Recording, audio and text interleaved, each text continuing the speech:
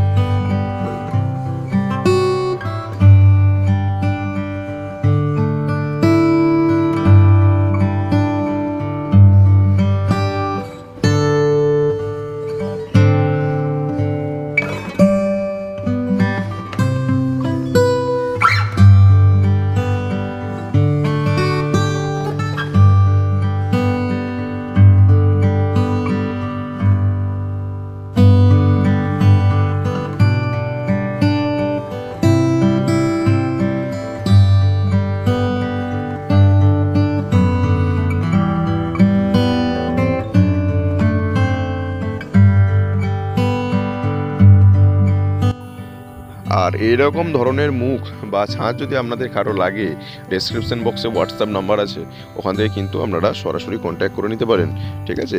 আর এখন তো দুর্গার সিজন চলছে, বুঝতেই পারছেন, একটু কাজের চাপ আছে, অসুবিধা নেই, তাও কিছু কিছু কাজ আপনারা পেয়ে যাবেন।